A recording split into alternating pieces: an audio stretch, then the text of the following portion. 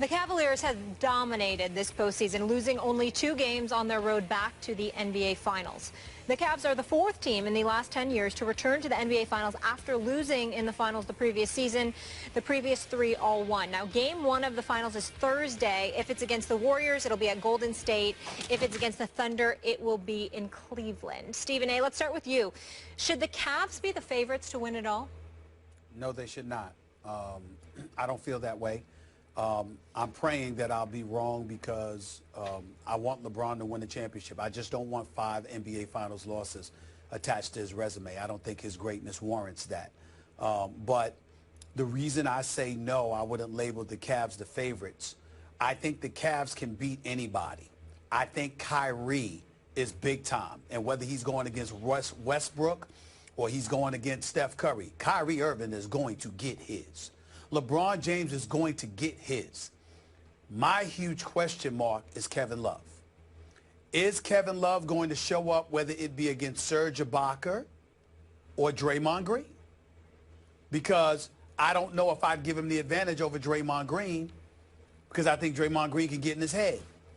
I don't know about Serge Ibaka. Serge Ibaka starts playing like the man he is as opposed to trying to jack up three-pointers. I'd believe in Serge Ibaka. If not, and he wants to shoot those threes, I'd believe in Kevin Love. But that's a question mark. And because it's a question mark, and Cleveland's best post presence essentially is LeBron James, with the size Oklahoma City has, and the quickness and athleticism that Golden State has, and the marksmanship, it's hard for me to label the Cavs the favorites. Now, that's not to say they can't win, because the Cavaliers, if they bring their A game, they can beat anybody. And it's going to be real interesting, which is why I'm not making a prediction yet, because it's like, hey, it depends on who they go against and what you believe. But it does come down to Kevin Love more so, and to a lesser degree, J.R. Smith. Literally, those 2 individuals are holding Cleveland's title hopes in their hands. Because I have no doubt what LeBron's going to do, and I have no doubt what Kyrie Irving is going to do. My question mark is Kevin Love, because he hasn't been in this moment before. And on the other side, J.R. Smith. When J.R. Smith is hitting his shot, he looks like an all-star. When he's missing his shot, he forgets every other element of the game of basketball. He's been playing better defense than anybody on the Cavs at times. His defense is not as effective when he's missing shots. He has ball handling skills. He don't know how to ball handle once he's missing shots. He can hit free throws. Don't know how to get to the free throw line once he's missing shots. When he doesn't make shots, his game evaporates. That cannot happen in the NBA Finals. And so you're asking me, in order for the Cavs to be the favorites, I have to literally ordain that Kevin Love and J.R. Smith is reliable. I'm here to tell you they're both very, very, very capable. They can play and they can get it done.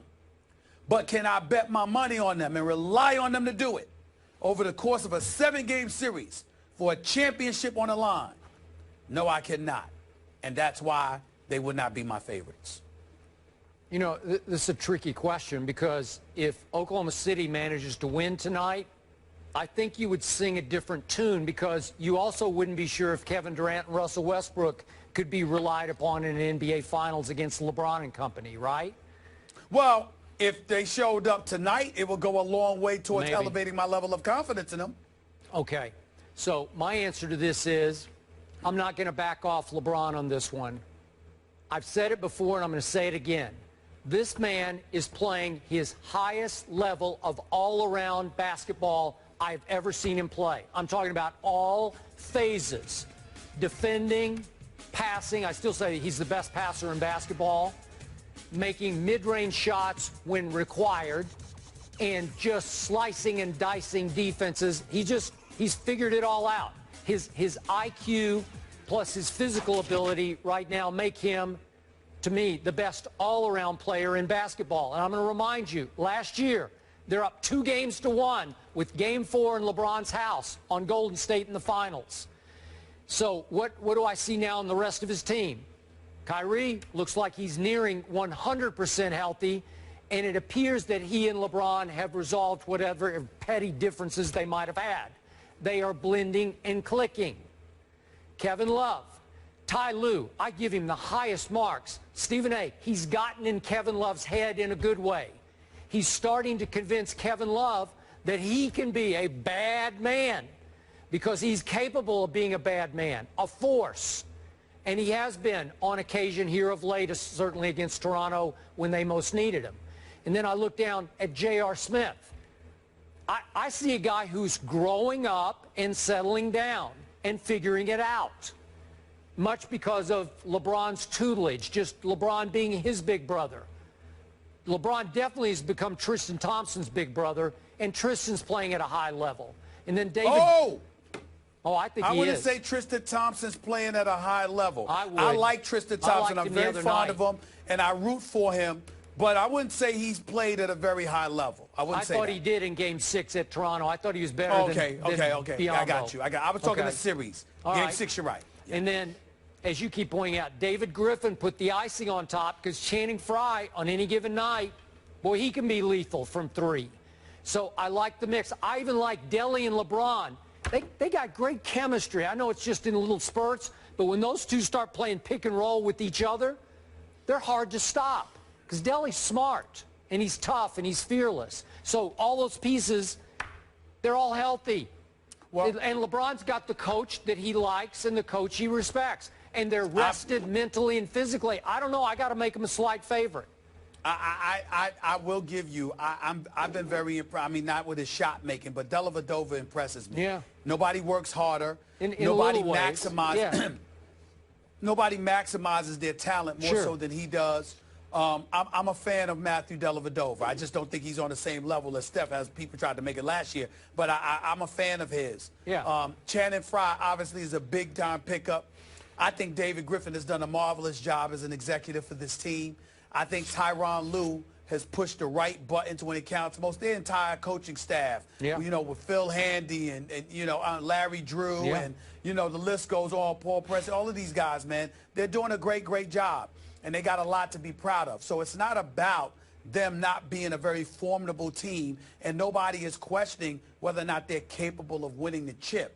But when you ask about being the favorites, you have to take into account the opposition.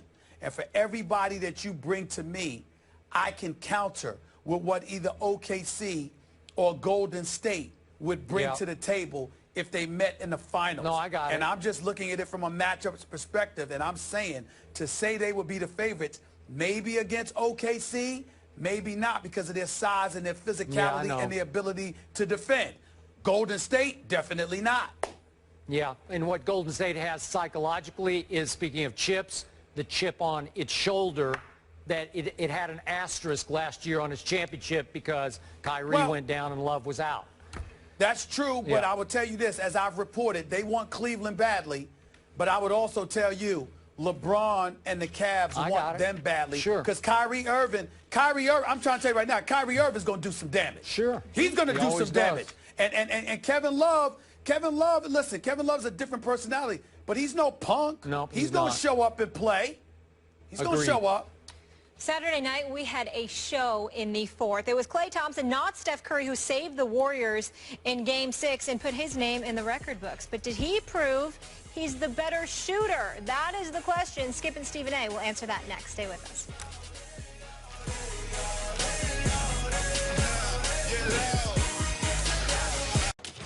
The Cavaliers have dominated this postseason, losing only 2 games on their road back to the NBA Finals. The Cavs are the 4th team in the last 10 years to return to the NBA Finals after losing in the Finals the previous season. The previous 3 all won. Now, Game 1 of the Finals is Thursday. If it's against the Warriors, it'll be at Golden State. If it's against the Thunder, it will be in Cleveland. Stephen A., let's start with you.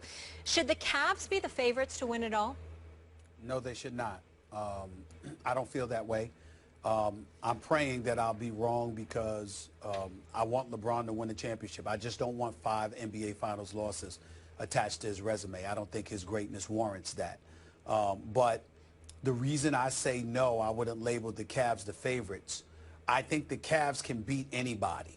I think Kyrie is big time. And whether he's going against Westbrook or he's going against Steph Curry, Kyrie Irving is going to get his. LeBron James is going to get his. My huge question mark is Kevin Love. Is Kevin Love going to show up, whether it be against Serge Ibaka or Draymond Green? Because